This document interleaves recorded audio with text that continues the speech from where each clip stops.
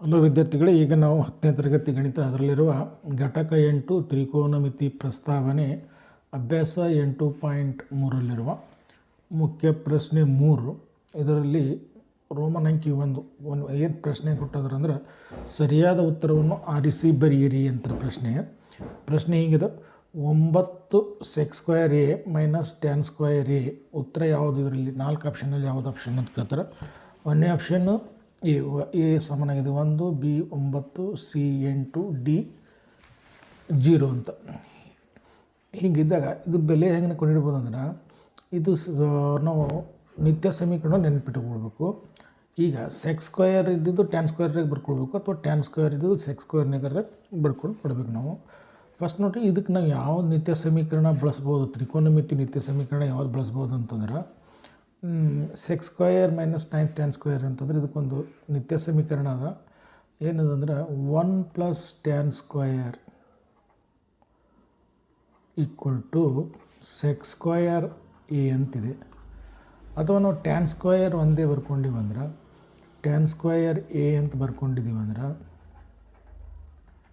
ಈ +1 ಈ ಕಡೆ ಬಂದಾಗ ಏನಾಗ್ತದೆ, ಸೆಕ್ ಸ್ಕ್ವೇರ್ ಹೆಂಗದ ಹಂಗೆ ಬರೋದು, ಸೆಕ್ ಸ್ಕ್ವೇರ್ ಎ ಹೆಂಗದ ಹಂಗೆ ಬರೋದು. ಇದು +1 ಬಲಗಡೆ ಬಂತು, ಇದು ಎಡಗಡೆ ಇತ್ತು, ಬಲಗಡೆ ಕಳಿಸಿದ್ರೆ ಏನಾಗ್ತದೆ +1 ಹೋಗಿ ಏನಿಲ್ಲ ಅಂದ್ರೆ ಪ್ಲಸ್ ಚಿಹ್ನೆ ಇರ್ತದೆ. ಈ ಸೈಡ್ ಬಂದಾಗ ಏನಾಗ್ತದೆ ಮೈನಸ್ ಚಿಹ್ನೆ ಆಯಿತು. ಈಗ ನಾವು ಏನು ಮಾಡೋದು, ಟ್ಯಾನ್ ಸ್ಕ್ವೇರ್ ಬದಲಿ ನಾವು ಈ ಬೆಲೆಯನ್ನು ಆದೇಶ ಮಾಡಬೇಕು. ಅವಾಗ ಏನು ಸಿಗ್ತದೆ ನೋಡ್ರಿ, ಪೆನ್ ಚೇಂಜ್ ಮಾಡೋಣ, ಪರಿಹಾರ ಅಂತಿಲ್ಲಿ ಬರೆಯೋಣ. ಪರಿಹಾರ ಈ 9 sec square as it is ಬರೆಯೋಣ. ಸೆಕೆಂಡ್ ಸ್ಕ್ವೇರ್ ಅಥವಾ sec square as it is ಬರೆಯೋಣ. Minus as it is 9 tan square ಬದಲಿ ನಾವು ಈ ಇದು ಈ ರೀತಿಯ ಸಮೀಕರಣವನ್ನು ಬಳಕೆ ಮಾಡಿ ನೋಡ್ರಿ. ಈ 9 ಆ್ಯಸ್ ಇಟ್ ಈಸ್ ಬರೆದ್ರೆ ಇದು ಟ್ಯಾನ್ ಸ್ಕ್ವೇರ್ ಬದಲಿ ನಾವು ಏನು ಬರಿಬೋದು, ಇದು right hand side sec square A -1 ಅಂತ ಬರಿಬೋದು ನಿತ್ಯ ಈಗ 9 sec square as it is ಬರಿತೀನಿ.